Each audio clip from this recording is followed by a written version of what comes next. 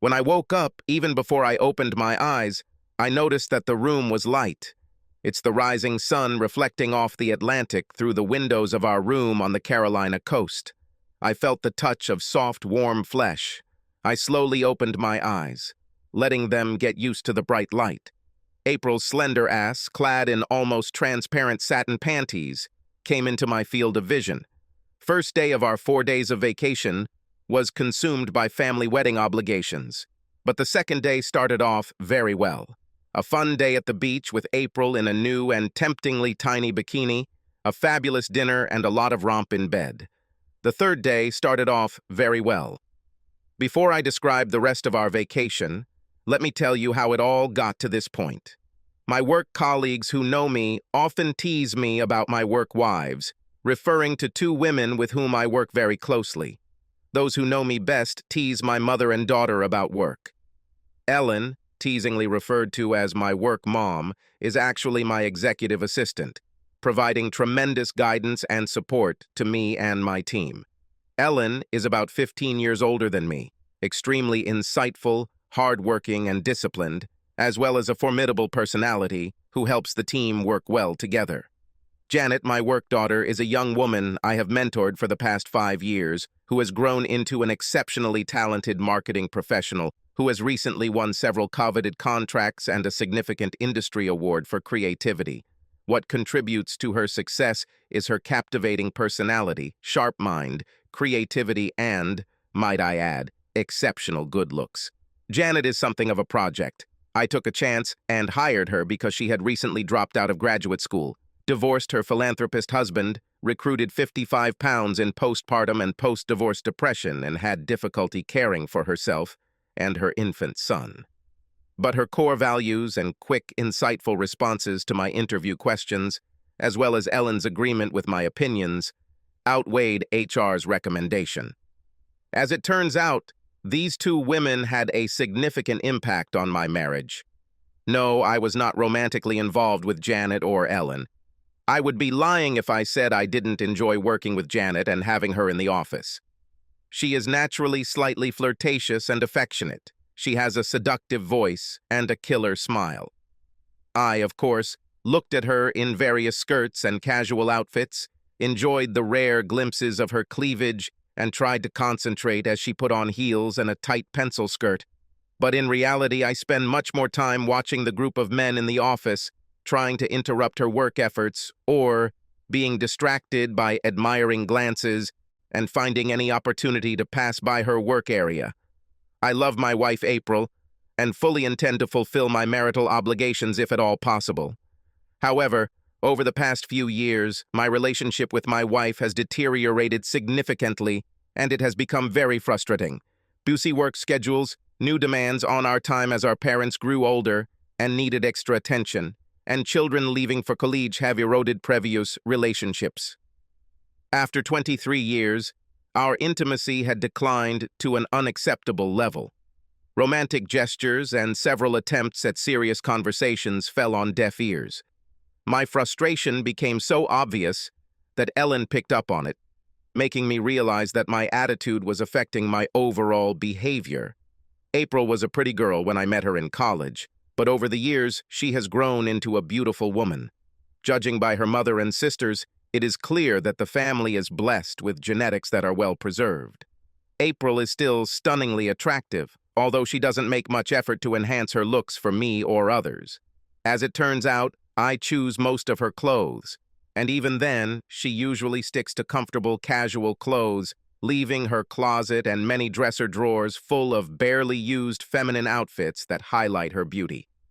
But the fact that she doesn't dress to impress me was the least of my disappointments. The lack of interest in intimate life and respect for my general dissatisfaction takes its toll. There is no evidence that menopause is to blame, and there is no evidence of an extramarital affair. On some level, I'm sure April still loves me, but maybe she doesn't like me that much, and she certainly doesn't show any signs of attraction to me. This was the case about 9 months ago, when for some unknown reason, everything changed dramatically. A month ago, I found out the reason, and then everything changed even more. 9 months ago, my office hosted a staff recognition banquet, for outstanding achievement and the end of our most successful year yet. I was accompanied to the reception by April, but as it turned out, I was seated at the head table next to my coworker, Janet, who was about to receive an award for excellence. My duties included presenting the award. For the first time in my life, I bought a bespoke suit, which I was told looked amazing. Janet looks amazing too. Her hair is professionally styled, a rare luxury for her, and her dress fits like it was painted. Tasteful cleavage, shiny stockings, 10-centimeter heels, and a smile of 1,000 watts complete the package. After the award presentation, with the obligatory handshakes, hugs, and photographs, I noticed that Ellen and April had excused themselves and left the room for what I assumed was a visit to the restroom. 45 minutes passed before they returned. I didn't think much of it at the time, but I certainly remembered it. Later that evening, April and I danced for the first time in years. We didn't have honeymoon sex or even older married sex that night, but for the first time in months, we were cuddling and cuddling. The changes continued. April came out to breakfast wearing yoga pants instead of sweatpants. A cute top replaced her baggy button-down shirt. She said she was heading to the gym to sign up for some classes. After lunch, she shuffled the clothes in her dresser and closet. On Wednesday and Saturday, we had intimate relations, for the first time in many years, twice in a week. 6 weeks later, the twice-a-week routine had turned into 3 times, and hot sex became a more appropriate description of our connection. 6 weeks later, an April gym session had resulted in a 10-pound weight loss and stamina recovery, so that our bedroom antics could be described as wild sex, more reminiscent of college drinking bouts of horny students practicing all the positions described in the Kama Sutra. In addition to expressing my gratitude, I happened to inquire about the reason for all these changes. April's answer was always the same. "I love you," without any further elaboration. I was grateful to be reunited with April because my work wives had also experienced changes in status. Janet was promoted to our West Coast office, and Ellen retired. A month ago, 8 months after the awards banquet, I had the opportunity to have lunch with Ellen. After talking about her travels and activities in retirement, she asked how things were going in April. I smiled and said that things were going great on the home front. She chuckled and smiled in such a way that I knew she knew more than she was saying. I pressed her for more information. She looked into my eyes, smiled, and said, "You will pay for lunch. After all, you owe me a favor." She picked up her smartphone and typed in a few commands. After a few waves of her fingers, she looked at me and said, "I want you to listen to the audio file I sent you, and then delete it." That evening, after April left for the gym, I grabbed a diet drink and settled into a chair to listen to the file Ellen had sent. Yes, diet drink, not beer. A few months ago, I started working out and watching my diet to keep up with April. The file began with Ellen asking the question, "April, why do you think Jim and Janet are romantically involved?" April replied, "Look how they look at each other." She's beaming. Her cleavage is on display. Her nylon stockings have seams that I'm sure are stockings and garters. I don't. Remember the last time I saw him smile like that? He put on a new $1,000 suit to impress her. This can be seen when they look at each other. I wouldn't be surprised if they meet. There was a pause in the recording for more than a minute. Then Ellen spoke. "April, you couldn't be more wrong. I don't know where to start. Jim loves you, and you are incredibly lucky to have him. He is a wonderful person. Firstly, as you remember, Jim has your nephew's wedding in 2 weeks, and next month is your parents' 40th birthday. He asked me for advice on where he could buy a good new suit for these occasions. Secondly, he is very close to Janet. Close in the sense of a father-daughter relationship. He is very proud of her, and will not even consider a relationship that could jeopardize his or her future. Even if he were divorced from you, he would not pursue Janet because he understands that she has her whole life ahead of her with someone closer in age. You probably noticed a handsome man in uniform sitting at the table behind us. This is her companion, an officer whom Jim introduced her to about 2 months ago.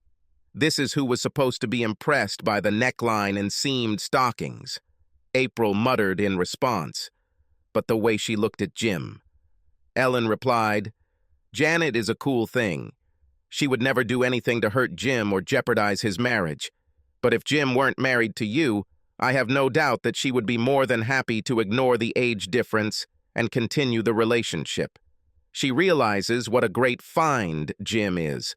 Ellen continued, You mentioned that Janet dressed up for Jim. What about yourself? You don't have any cleavage, but you have a great figure. Are you wearing tights or stockings? When you get home this evening, will Jim be able to see the sexy lingerie when you take off your dress? Have you put on his favorite perfume, and are you planning to dance with him? I noticed that you haven't updated your hairstyle for several years. But why exactly? The discussion continued for a few more minutes, discussing work life, home life, relationship changes, and other issues. Ellen then moved on to serious matters. It's no secret to Jim's loved ones that in the last couple of years he has been disappointed with household chores. It hurts him because he loves you so much. You may have heard an advertisement for a law firm that claims to be a man's best friend. When he wants a divorce, he's had one of these business cards in his desk drawer for months now. I think he got it from a golfing buddy. I have no evidence that he plans to do anything with it, but he didn't throw it away. If I were you, I'd take this as a warning. There was a pause for many minutes. Then April said, Thank you. And the recording ended, and they returned to the ballroom. So, this explains the changes in behavior.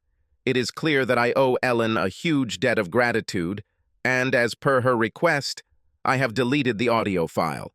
Then I thought about what to do next. It's clear that April took the advice and made a huge effort to change our relationship. There was every indication that she was enjoying this rebirth as much as I was. A little jealousy and my wives at work did wonders for solving our midlife marital crisis. I'm grateful, but as I thought about it, I wondered how far April would go with this newfound sexual enthusiasm. That was a month ago, and marked the beginning of the next phase of April and I's sexual relationship. I intended to be careful and not overdo it. I have no intention of upsetting April or doing anything that might set back the current new normal. But I have dusted off a few fantasies and imagined us enjoying our new empty nest status as long as we both can. My first action was to allocate the generous commission I had recently received to ensure that April had a very enjoyable 46th birthday. She received a beautiful pair of diamond earrings, and her birthday gifts, made for my pleasure, were a very generous investment in a significant update to April's wardrobe, with a very pronounced emphasis on lingerie and various items that were noticeably sexier than her current wardrobe. A few romantic dinners and a trip to the adult toy store together have kept us busy over the past few weeks. The opportunity to turn our planned visit to our in-laws' wedding into a mini vacation seemed like the perfect chance to have some fun. Let's go back to the third day of vacation.